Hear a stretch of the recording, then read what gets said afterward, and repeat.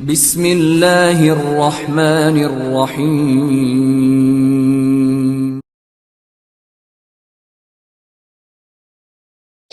السلام علیکم جعفر بھائی، سنائیں کیا حال ہے؟ وعلیکم السلام ورحمۃ اللہ۔ جی عابد بھائی الحمدللہ خیریت۔ بھائی بہت بہت شکریہ، آپ نے موقع دیا ہمیں۔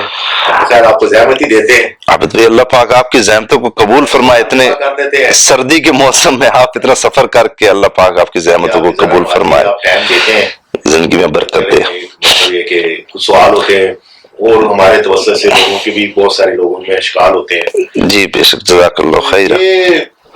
جعفر بھائی میں یہ پوچھنا چاہوں گا آپ سے، یہ ایام فاطمیہ کے حوالے سے بہت سارا بعض لوگ اس پہ کنفیوژن بھی پیدا کرتے ہیں، میں نام نہیں لیتا ان کے، کہ یہ بدعت ہے، ٹھیک ہے نا جی، 10-15 سال سے کوئی MI6 کے ایجنٹ ہے انہوں نے نکالی ہے، تو وہ MI6 کے ایجنٹ ہیں، تو اس طرح کی باتیں سنتے رہتے ہیں، اور اس کا کوئی پہلے نہیں تھا، کوئی اس کی کوئی ایسی تاریخ نہیں تھی، تو یہ کیا مطلب اس کی شرعی حیثیت کیا ہے ہمارے ہاں، مطلب اس کی ہسٹری کیا ہے اور کب سے یہ دن منایا جاتا ہے اور کتنا منانا یہ ضروری ہے ایام فاطمیہ؟ یہ ثواب کی نیت سے اگر کوئی بندہ یہ کرتا ہے تو ظاہر ہمیں اس کی پہلے شرعی حیثیت پتہ ہونی چاہیے، ٹھیک ہے نا؟ اس حوالے سے میں چاہوں گا کہ آپ اس پر کوئی روشنی ڈالیں تاکہ بہت سارے لوگوں کے جو ذہنوں میں سوالات ہیں تو وہ دور ہو جائیں گے انشاءاللہ تعالی۔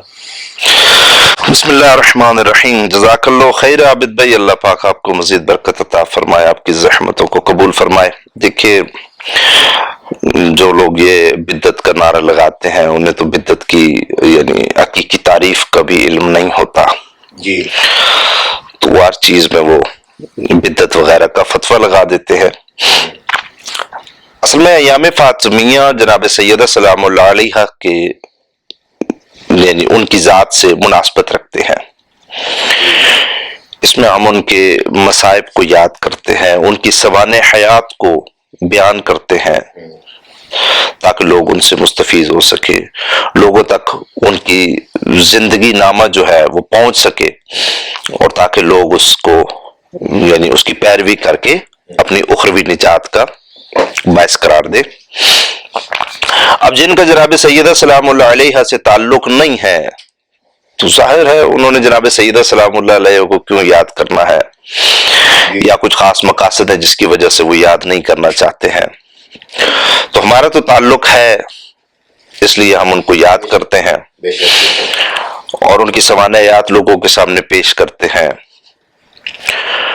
ان کے فرمان پیش کرتے ہیں، ان کے ارمان پیش کرتے ہیں اور ان کی شان پیش کرتے ہیں۔ دیکھیے، جہاں تک تعلق ہے کہ ہم یوم مناتے ہیں، ظاہر جناب سیدہ سلام اللہ علیہ کو جو ہم یاد کرتے ہیں وہ تو جب ہم ہر نماز کے بعد یا کسی بھی وقت میں تسبیح پڑھتے ہیں تو وہ جناب سیدہ سلام اللہ علیہ سے ہی منسوب ہے۔ تسبیح ہے جناب فاطمہ الزہرا سلام اللہ علیہ، وہ تو ہم انہیں یاد کرتے ہیں، ہر وقت یاد رکھتے ہیں۔ لیکن جن ایام میں ان کی ولادت ہوتی ہے یا جن ایام میں ان کی شہادت ہوتی ہے تو ظاہر ہے وہ ایام ان سے زیادہ مناسبت رکھتے ہیں، تو اس مناسبت کی وجہ سے ان دنوں میں ہم ان کی سوانحیات کو پیش کر دیتے ہیں۔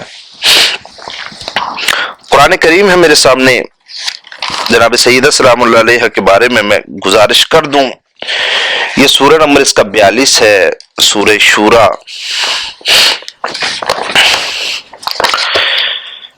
کہ اس کی اصل کیا ہے، یہ جو ہم ایام مناتے ہیں یہ کیوں مناتے ہیں، ان کی اصل کیا ہے۔ آیت نمبر 23 ہے سورہ شورا کی، بسم اللہ الرحمن الرحیم۔ ذالک الذی یبشر اللہ عبادہ الذین آمنوا وعملوا الصالحات قل لا اسألکم علیہ اجرا الا المودۃ فی القربى ومن یقترف حسنۃ نزد لہ فیہا حسنا ان اللہ غفور شکور۔ محسن نقوی صاحب کا ترجمہ میں پڑھ رہا ہوں۔ یہ فرماتے ہیں یہ وہ بات ہے جس کی اللہ اپنے ان بندوں کو خوشخبری دیتا ہے جو ایمان لاتے ہیں اور اعمال صالح بجا لاتے ہیں۔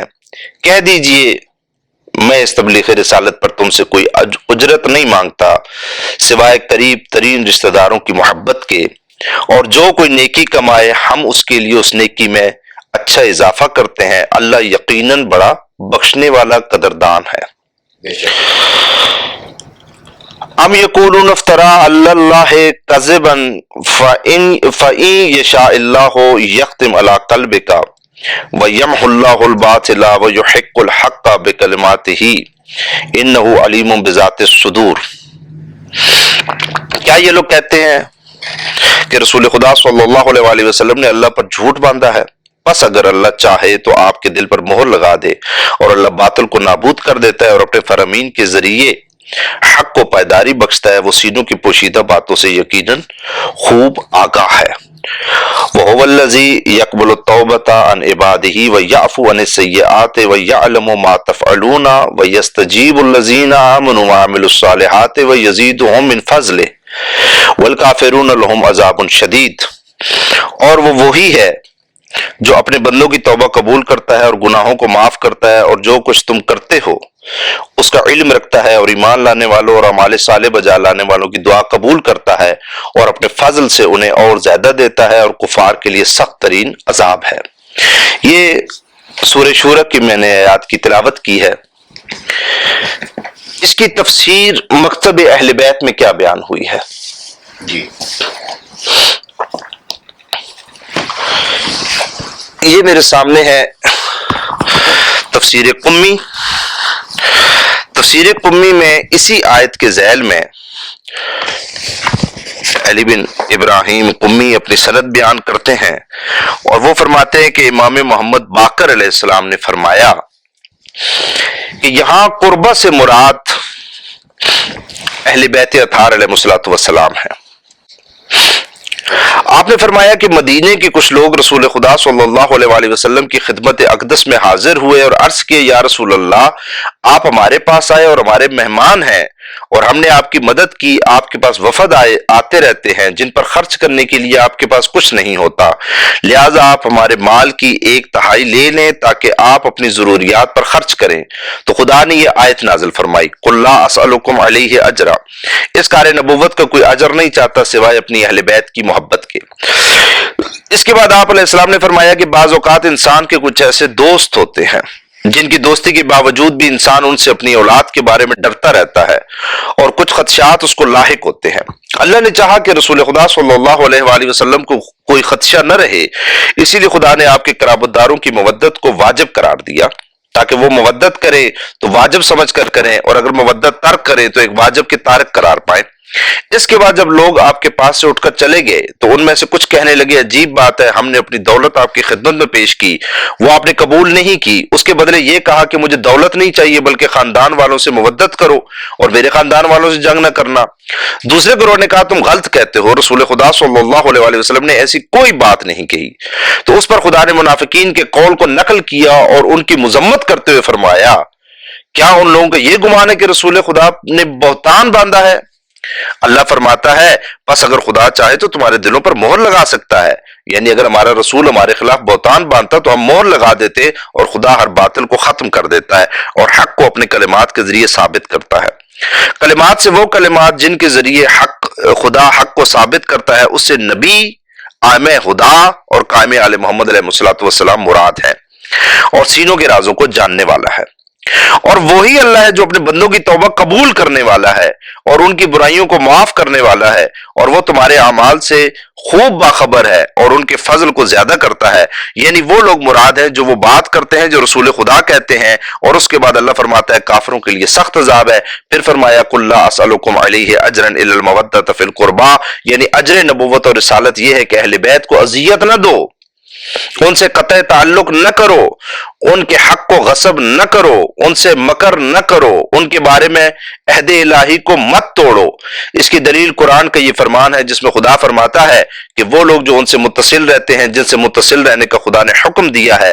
راوی بیان کرتا ہے، مدینے کے انصار رسول خدا صلی اللہ علیہ وآلہ وسلم کی خدمت اقدس میں حاضر ہوئے اور عرض کیے، یا رسول اللہ صلی اللہ علیہ وسلم، آپ ہمارے پاس آئے اور ہم نے آپ کی مدد کی، آپ نے ہم پر احسان کیا، ہمیں دشمنوں سے ہٹا کر ایک دوسرے کا دوست بنایا، ہمارا کچھ مال اپنے لیے قبول فرمائے تاکہ آپ اس کو جہاں چاہیں خرچ کریں۔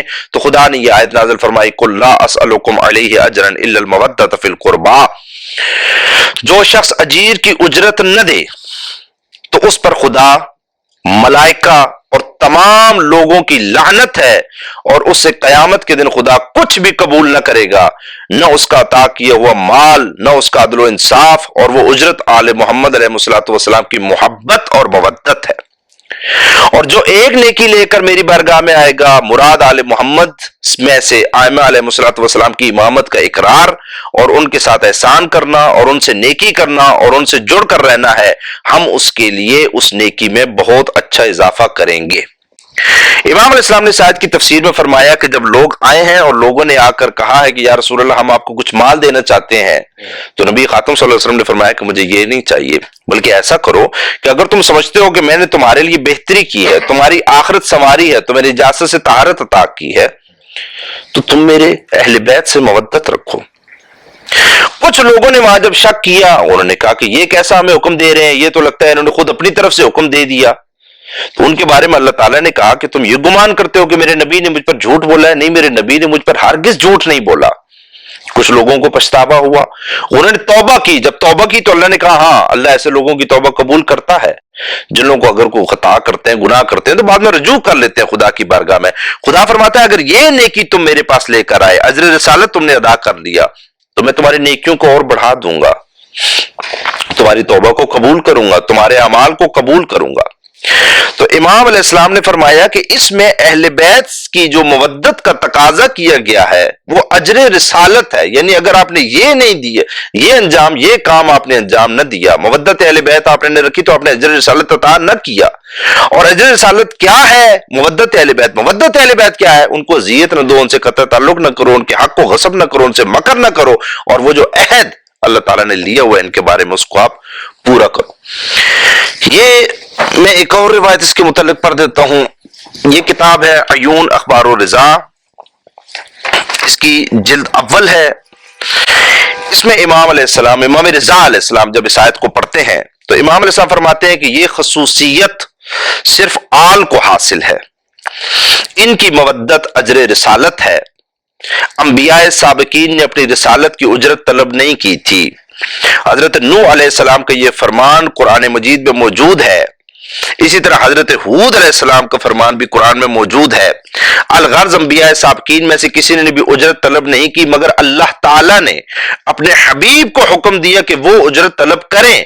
یہ ایسا نہیں ہے کہ نبی خاتم خود اپنی مرضی سے طلب کر رہے ہیں، نہیں، آیت شروع ہوتی ہے قُلْ لَا أَسْأَلُكُمْ عَلَيْهِ أَجْرًا، کہ اے میرے حبیب آپ کہہ دیجئے یہ اجر رسالت جو مانگ رہے ہیں وہ نبی خاتم بطور وسیلہ ہے درمیان میں، حقیقت میں خدا مانگ رہا ہے، یہ خدا آپ سے تقاضا کر رہا ہے کہ آپ اہل بیت سے مودت کیجئے۔ آپ کہہ دیں میں تم سے تبلیغ رسالت کی کوئی اجرت نہیں چاہتا، طلب نہیں کرتا، مگر یہ کہ میرے اقربا سے محبت کرو۔ اللہ تعالیٰ نے عطرت طاہرہ کی مودت کو اس لیے اجر رسالت قرار دیا کیونکہ وہ جانتا تھا کہ یہ دین سے کبھی منحرف نہیں ہوں گے اور کبھی بھی گمراہی کو اختیار نہیں کریں گے۔ علاوہ ازیں یہ اصول فطرت ہے کہ کوئی کسی شخص سے محبت کرتا ہو لیکن اس کے افراد خانہ میں سے کسی سے دشمنی رکھتا ہو تو محبوب ہو، لیکن اس کے افراد خانہ میں سے کسی سے دشمنی رکھتا ہو تو محبوب یہ سمجھ لیتا ہے کہ اسے مجھ سے کچھ لینا دینا نہیں، مجھ سے کوئی محبت نہیں، کیونکہ اگر اسے مجھ سے محبت ہوتی تو پھر میرے پیاروں سے بھی محبت کرتا۔ اسی لیے اللہ تعالیٰ نے عطرت طاہرہ کی مودت فرض کی تاکہ رسول اللہ صلی اللہ علیہ وآلہ وسلم یقین کر لیں کہ میرے کلمہ پڑھنے والوں کو مجھ سے حقیقی محبت ہے۔ اسی لیے جو شخص عطرت سے محبت کرے گا رسول خدا صلی اللہ علیہ وسلم اس سے کبھی نفرت نہیں کریں گے، اور جو شخص حضور صلی اللہ علیہ وآلہ وسلم کے افراد خانہ سے نفرت کرے گا تو یقیناً حضور اکرم صلی اللہ علیہ وآلہ وسلم کبھی بھی اسے اپنا محب تصور نہیں کریں گے اور اسے نفرت کریں گے۔ اس سے بڑھ کر فضیلت اور شرف اور کیا ہے کہ عطرت طاہرہ کی حجت اللہ نے اجر رسالت قرار دیا۔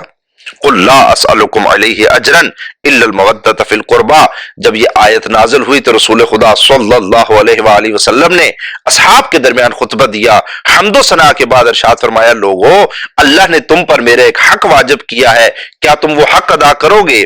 کسی نے کوئی جواب نہ دیا۔ لوگوں میرا حق سونے چاندی اور کھانے پینے کی شکل میں نہیں ہے، پھر آپ بیان فرمائیں۔ لوگوں نے کہا آپ کیا چاہتے ہیں؟ اللہ نے آپ کا کون سا حق ہم پر فرض کیا ہے؟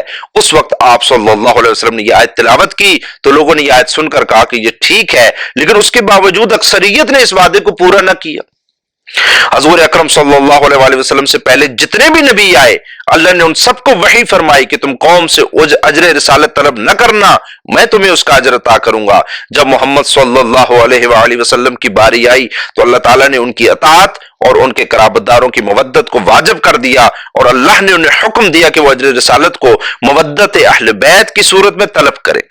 اور یہ قاعدہ ہے کہ محبت ایسے سے نہیں ہوتی، محبت کسی کی فضیلت اور کمال کو دیکھ کر ہی ہوتی ہے۔ اس سے معلوم ہوا کہ اللہ تعالیٰ نے اہل بیت اطہار کی محبت اس لیے فرض کی کہ اللہ جانتا تھا کہ خاندان محمد صلی اللہ علیہ وآلہ وسلم صاحب فضیلت بھی ہے اور صاحب کمال بھی ہے۔ جب اللہ تعالیٰ نے آل محمد کی مودت کو فرض کیا تو کئی لوگوں پر یہ بات گراں گزری، کیونکہ انہوں نے جان لیا تھا کہ جس سے مودت کی جائے اس کے فرمان پر عمل کرنا بھی ضروری ہوتا ہے۔ اس کے بعد جن لوگوں نے خدا سے وفا کا عہد و پیمان کیا ہوا تھا بس وہی اس پر ثابت قدم رہے، اور بغض و نفاق رکھنے والوں نے اس کی ناجائز تعویلات شروع کر دی اور حکم خدا کو اس کی حدوں سے باہر لے جانے کی مذموم کوششیں کی۔ انہوں نے یہاں تک کہا کہ قرابت سے مراد سارا عرب ہے اور تمام مسلمان ہیں۔ بہرنو اگر ان کی یہ بات بھی مان لی جائے تو عرب سے محبت اس لیے ضروری قرار پائی کہ وہ حضور صلی اللہ علیہ وآلہ وسلم سے عجم کی بنسبت زیادہ قریب ہے۔ اسی طرح سے اہل مکہ اور مدینہ سے محبت کی وجہ یہ ہوگی کہ ان دو شہروں کے افراد حضرت صلی اللہ علیہ وآلہ وسلم کے اور زیادہ قریب ہیں، اور قریش سے محبت کی وجہ یہ ہوگی کہ یہ قبیلہ اور قبیلوں کی نسبت آپ صلی اللہ علیہ وآلہ وسلم سے زیادہ قریب ہے۔ تو جو جتنا بھی قریب ہوتا جائے گا محبت کے قابل بنتا جائے گا۔ جب عرب صرف زبان کی بنیاد پر اور اہل مکہ اور مدینہ صرف ہم شہر ہونے کی بنیاد پر اور قریش ہم قبیلہ ہونے کی بنیاد پر لائق مودت بن سکتے ہیں، تو جو افراد حضور صلی اللہ علیہ وسلم کا خون اور گوشت پوشت ہوں تو ان کے ساتھ مودت تو اور زیادہ ضروری قرار پائے گی۔ اسی لیے اہل ایمان کا فرض ہے کہ وہ عطرت طاہرہ سے مودت کریں اور اسی مودت کے صلے میں اللہ سے جنت حاصل کریں، کیونکہ اللہ نے فرمایا وہ لوگ جو ایمان لائے اور نیک اعمال کیے وہ جنت کے باغات میں رہیں گے، اور ان کے لیے پروردگار کی بارگاہ میں وہ تمام چیزیں ہیں جن کے وہ خواہش مند ہوں گے۔ یہ بہت بڑا فضل پروردگار ہے، یہی وہ فضل عظیم ہے جس کی بشارت پروردگار اپنے بندوں کو دیتا ہے جنہوں نے ایمان اختیار کیا ہے اور نیک اعمال کیے ہیں۔ تو آپ کہہ دیجئے میں تم سے تبلیغ رسالت کا کوئی اجر نہیں چاہتا علاوہ اس کے کہ میرے قرابت داروں سے محبت کرو۔ یہ سورہ شورى کی آیت ہے، آیت نمبر 22 اور 23۔ پھر امام علیہ السلام نے اس آیت کے شان نزول کے متعلق ارشاد فرمایا، اور آگے پھر وہ شان نزول بیان کیا کہ لوگوں نے جب تقاضا کیا گیا تو لوگوں سے جب تقاضا کیا گیا اس مودت کا تو منافقین نے کہا کہ حضرت نے ہماری پیشکش کو اس لیے ٹھکرایا ہے جو وہ مال دے رہے تھے کہ وہ ہمیں اپنے قرابت داروں کی مودت کی ترغیب دے سکیں، اور انہوں نے یہ بات اپنی طرف سے گھڑ لی ہے۔ اس پر اللہ تعالیٰ نے یہ آیت نازل کی، سورہ شورى کی آیت نمبر 24۔ کیا ان لوگوں کا کہنا یہ ہے کہ رسول خدا نے اللہ پر جھوٹ بہتان تراش لیا ہے، جبکہ خدا چاہے تو تمہارے قلب پر مہر بھی لگا سکتا ہے، اور خدا تو باطل کو مٹا دیتا ہے اور حق کو اپنے کلمات کے ذریعے سے ثابت اور پائیدار بنا دیتا ہے۔ یقیناً وہ دلوں کے رازوں کو جاننے والا ہے۔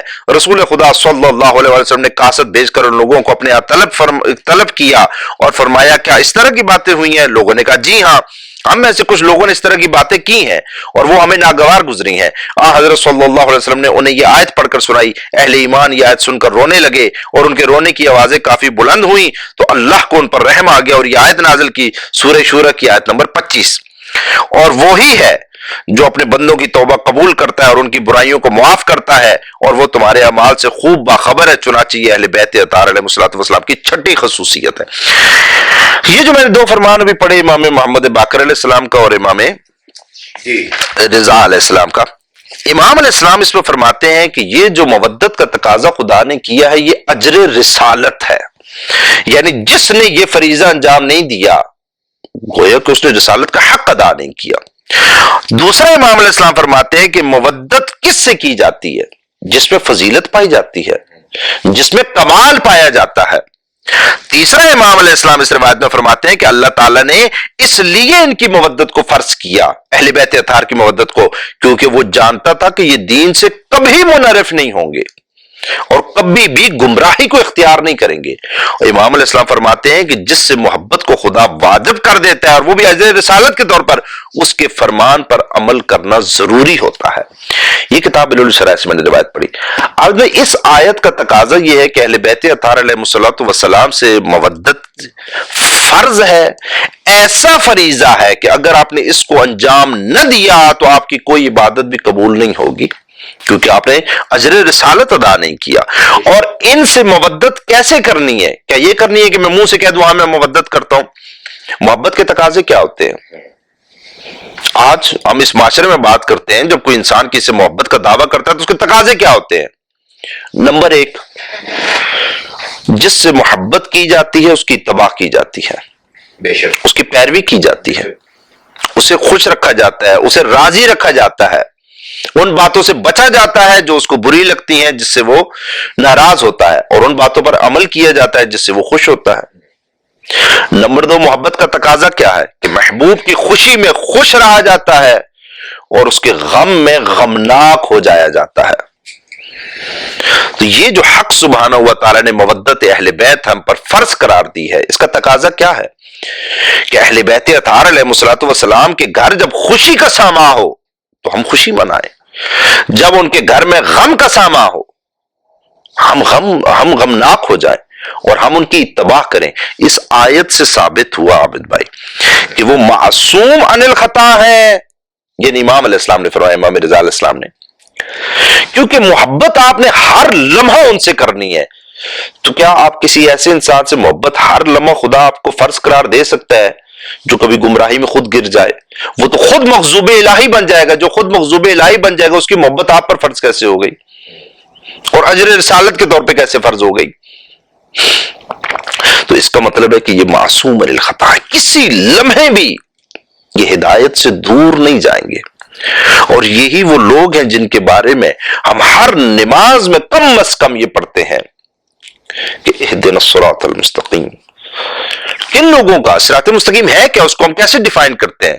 صراط الذین انعمت علیہم غیر المغضوب علیہم ولا الضالین، کہ وہ لوگ جن پر تیرا غضب نہیں ہے، جو گمراہ نہیں ہے، بلکہ جن پر تیری نعمتیں ہیں۔ یہ میں آپ کو دکھاتا ہوں، یہ الفین ہے کتاب میرے ہاتھ میں اس وقت، یہ الفین ہے، علامہ حلی علیہ رحمہ نے اس کتاب کو تحریر کیا ہے۔ اس پہ وہ فرماتے ہیں کہ یہ جو ہم آیت پڑھتے ہیں کہ صراط الذین انعمت علیہم، اس آیت میں حکم ہے کہ صراط مستقیم پر چلنے کی خدا سے دعا کرو، اور وہ راہ انہی لوگوں کی ہے جس پر خدا نے انعام کیا ہے، اور نعمت سے مراد یہاں عصمت ہے۔ کیوں؟ کیونکہ اگر وہ معصوم نہیں ہوگا، اس کے نقش قدم پر میں نے چلنا ہے نا، اگر وہ معصوم نہیں ہے، زندگی کے کسی لمحے میں وہ گمراہ ہو جاتا ہے، وہ بھٹک جاتا ہے، وہ سیدھے رستے سے کہیں اور چلا جاتا ہے، تو میرے اوپر تو لازم ہے اس کے نقش قدم پر چلنا، تو وہ پھر مجھ پہ بھی بھٹکنا لازم ہو گیا۔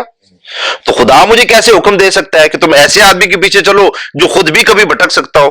پھر تو میں خود بھٹک جاؤں گا، میں صراط مستقیم پر کیسے رہوں گا؟ اس کے نقش قدم صراط مستقیم بن رہے ہیں۔ اس کا مطلب ہے زندگی کے کسی بھی لمحے اور لحظے، آپ یہ کہہ رہے ہیں کہ جو صراط مستقیم پر ہے، جن کو اللہ نے قرار دیا، یہ آٹومیٹکلی ان کی عصمت کی وہ عصمت کی دلیل ہے۔ جن کے نقش قدم پر ہم نے چلنا ہے اور وہ صراط مستقیم ہوگا، یعنی ہم ان کے نقش، یعنی ان کے جو نقش قدم ہے اس کو اللہ نے کہا یہ صراط مستقیم ہے، یہ عصمت کی دلیل بھی بن جاتی ہے۔ اب اگر وہ معصوم نہ ہو، وہ کسی لمحے بھٹک جائے، غیر معصوم ہے نا، کبھی بھٹک سکتا ہے، ہمارے لیے پھر وہ صراط مستقیم نہیں رہا۔ تو مجھے خدا نے کہا بھائی میں نے اس کی پیروی کرنی ہے، اب وہ خود ہی جس لمحے بھٹک جائے گا تو پھر مجھے اگر اس کی پیروی کرنی، پھر میں نے بھٹک جانا، صراط مستقیم کیسے رہا؟ کیونکہ اس کے نقش قدم صراط مستقیم بن رہے ہیں۔ اس کا مطلب وہ ایک لمحے بھی وہ کبھی بھی بھٹکے گا نہیں، بہکے گا نہیں، اس پر غضب الہی نہیں ہوگا، کیونکہ ایک لمحے کے لیے بھی اگر وہ ہٹ گیا تو وہ خود صراط مستقیم نہیں رہے گا۔ میں کیسے صراط مستقیم پر رہوں گا اس کے پیچھے چل کے؟ علامہ حلی علیہ رحمہ فرماتے ہیں اور نعمت سے مراد یہاں عصمت ہے، اس لیے کہ صراط مستقیم وہی راہ ہے سیدھی جس کے چلنے میں آدمی راہ راست سے نہ بھٹکے، اور وہ راہ انہی بزرگوں کی ہے جو خطا اور صحف سے ہمیشہ رہنمائی میں بری ہوں، یعنی معصوم ہوں، ایسے رہنما وہی لوگ ہو سکتے ہیں جو ہمیشہ ثواب پر ہوں اور خطا کا سرزد ہونا ان سے ہمیشہ محال ہو، اور معصوم سے ہماری یہی مراد ہے، اور غیر معصوم یا تو ہمیشہ خطا کار ہے یا کبھی کبھی خطا کرتا ہے۔ اب ثابت ہوا کہ غیر معصوم کی بتلائی ہوئی راہ ہمیشہ صراط مستقیم نہیں ہے، چونکہ وہ خود کبھی بھٹک جائے گا، اور پیروی کرنی ہم پر ان کی واجب ہے جو ہمیشہ صراط مستقیم کی ہدایت کرے، لہذا غیر معصوم کی پیروی ہم پر واجب نہیں، اور امام کی پیروی ہم پر ہمیشہ واجب ہے، بس غیر معصوم امام نہیں ہو سکتا۔ یہ الفین میں علامہ ہلیہ رحمہ اللہ نے لکھا۔ تو میں نے آپ کو بتایا ہمارے یہاں اس کے لیے روایات ہیں صراط مستقیم کے لیے باقاعدہ، کہ یہ اہل بیت علیہ الصلوۃ والسلام ہے اور صحیح روایات ہیں۔ تو میں نے کہا کہ یہ نہ آپ تصور کریں کہ شاید میں نے خود کوئی قیاس کیا ہے، ہمارے یہاں یہی تفسیر ہے اس کی۔ تو اس آیت سے پتہ چلا کہ یہ واجب الاتباع ہے، یہ معصوم عن الخطا ہے، یہ صاحب کمال ہے، یہ صاحب فضیلت ہے۔